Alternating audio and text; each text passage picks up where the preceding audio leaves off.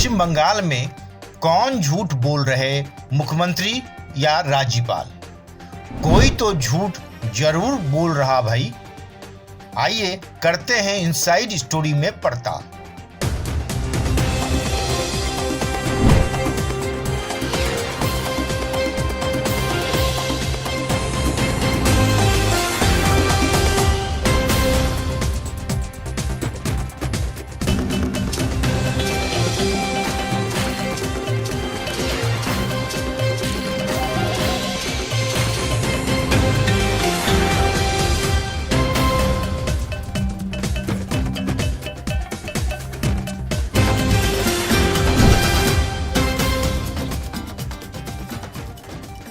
बंगाल में चुनाव हो चुके हैं, सरकार का भी गठन हो गया है। मुख्यमंत्री ममता बनर्जी भी ओथ ले चुकी हैं। आज तो उनके कैबिनेट मंत्रियों ने भी शपथ ले ली, लेकिन इस सब के बावजूद वहां अभी भी पहले जैसा चुनाव पूर्व जैसा ही माहौल है। जी हाँ, मैं बात कर रहा हूँ पश्चिम बंगाल की मुख्यमंत्री व वहां के राज्यपाल के बीच के संबंध को लेकर। ममता बनर्जी के शपथ ग्रहण समारोह में जिस तरह राज्यपाल ने प्रदेश में हिंसा को लेकर सवाल उठाए और उसके बाद जिस तरह का जवाब मुख्यमंत्री की तरफ से आया, उससे तो साफ हो गया था कि चुनाव बाद भी दोनों के बीच की तल्खी में कोई कमी नहीं आई है। शपथ ग्रहण समारोह के बाद आज मंत्रिमंडल विस्तार समारोह के दौरान भी कुछ ऐसा ही नजारा देखने को मिला। राज्यपाल ने तो इस मौके पर पश्चिम बंगाल में संविधान खत्म होने तक की बात कह दी और कहा कि रात में मुझे हिंसा की खबरें मिलती हैं, सुबह सब ठीक बताया जाता है। अब यहाँ सवाल उठता है कि इस तरह की बातें कौन कर रहा है? जी हाँ, संवैधानिक पद पर आसीन राज्य का प्रथम नागरिक अगर कह रहा है तो यह चिंता की बात तो है ही। और अगर ऐसा नहीं है तो जिम्मेदार पद पर रहने का ऐसे व्यक्ति को कोई अधिकार नहीं है। हल्की बात, पर्सनल रिवेंज आदि का कोई स्थान नहीं होता है यहाँ। तो आइए पहले जानते हैं कि राज्यपाल ने राज्य के हालात के बारे में क्या कुछ कहा है। पश्चिम बंगाल में मुख्यमंत्री ममता बनर्जी के 43 मंत्रियों के सोमवार को शपथ लेने के साथ ही राज्यपाल धनखड़ ने एक बार फिर बंगाल हिंसा को लेकर नाराजगी जाहिर की। उन्होंने कहा कि हिंसा को लेकर राज्य सरकार में कोई जिम्मेदारी नहीं दिखी। हालात बताते हैं कि सरकार भी यही चाहती थी। वो बोले कि बंगाल में संविधान खत्म हो गया है, रात में हिंसा की खबरें मिलती हैं और सुबह सब ठीक बताया जाता है। राज्यपाल धनखड़ ने इससे पहले 5 मई को ममता के शपथ ग्रहण के दिन भी बंगाल हिंसा का मुद्दा उठाया था। अपील की थी कि हालात सुधारने के लिए जल्द से जल्द कदम उठाएं। ममता ने कहा था कि नई व्यवस्था लागू होगी। 5 दिन बाद मंत्रियों के शपथ ग्रहण में फिर राज्यपाल ने हिंसा का मुद्दा उठाया और इस बार पहले से ज्यादा तल्खी दिखी। राज्यपाल ने क्या क्या कहा, आइए सुनते हैं। सरकार में जवाबदेही नहीं दिखी, यह राज्यपाल ने कहा। सरकार जमीनी हकीकत को समझे और जनता के विश्वास को राज्य में स्थापित करे। सरकार उन अपराधियों पर एक्शन ले जिन्होंने हमारे लोकतंत्र के धागों को तोड़ने की कोशिश की है। इस मामले में राज्य सरकार की प्रतिक्रिया मुझसे छिपी नहीं है।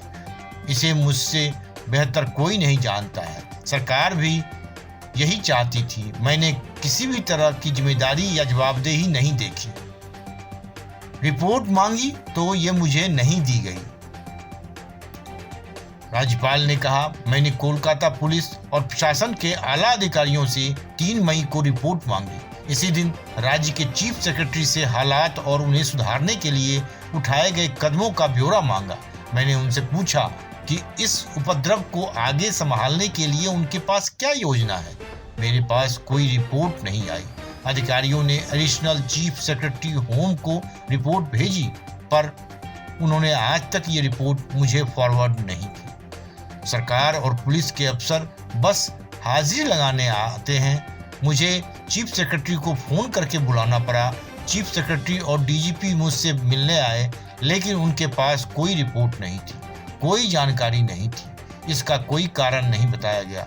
जो रिपोर्ट उन्होंने सचिव स्तर पर 3 मई को भेज दी थी, उसे मुझे क्यों नहीं दिया गया? मुझे इसकी वजह भी नहीं बताई गई कि कोलकाता पुलिस कमिश्नर ने मेरे लिए जो रिपोर्ट चीफ सेक्रेटरी होम को भेजी थी, वो मुझे क्यों नहीं दी गई।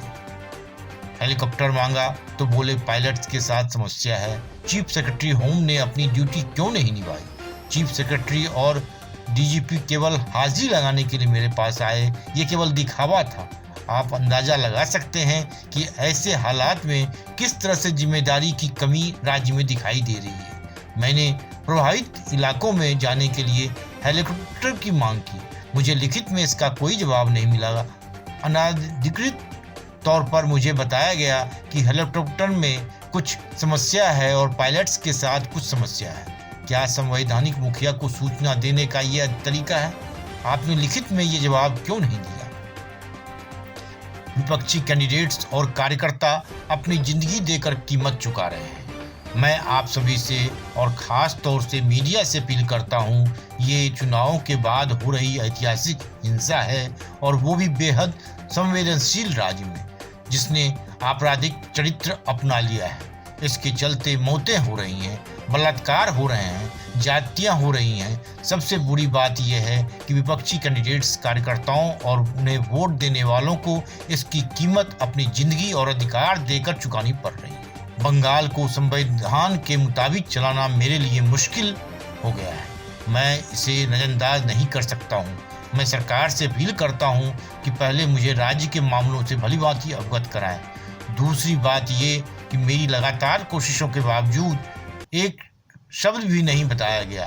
यहाँ संविधान काम नहीं कर रहा। मेरे लिए ये बहुत मुश्किल हो रहा है कि बंगाल में सरकार को संविधान के मुताबिक चलाया जा सके। कार्यशैली संविधान को शर्मिंदा कर रही है।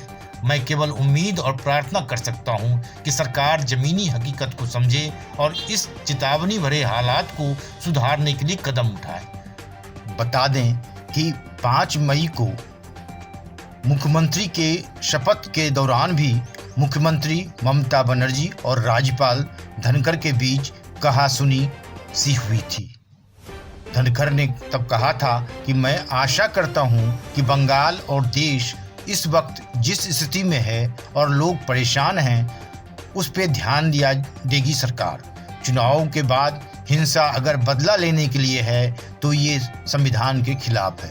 मुझे पूरी उम्मीद है कि मुख्यमंत्री कानून व्यवस्था स्थापित करने के लिए तत्काल कदम उठाएंगे। इस पर ममता बनर्जी ने जवाब दिया था कि पिछले कुछ दिनों से बंगाल की व्यवस्था चुनाव आयोग के हाथ में थी, कानून व्यवस्था चुनाव आयोग के हाथ में थी। मुझे हिंसा के संबंध में खबरें मिली हैं।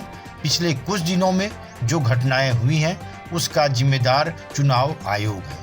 हम भरोसा दिलाते हैं कि हम नई व्यवस्था बनाएंगे और बंगाल में किसी भी तरह की हिंसा की घटना नहीं होने देंगे।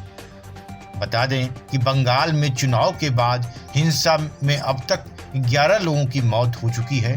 बंगाल के कई जिलों में भाजपा और टीएमसी कार्यकर्ताओं के बीच खूनी झड़प हुई थी। इसमें करीब 11 लोगों की मौत हो गई थी। भाजपा के ऑफिस और पार्टी वर्कर्स के घरों और दुकानों में भी आगजनी की घटनाएं सामने आई थी।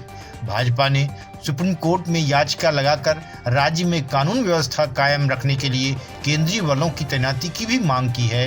वहीं हिंसा की जांच सीबीआई से कराने की याचिका दायर की गई है। ब्यूरो रिपोर्ट, वनडे मैट्रम्स।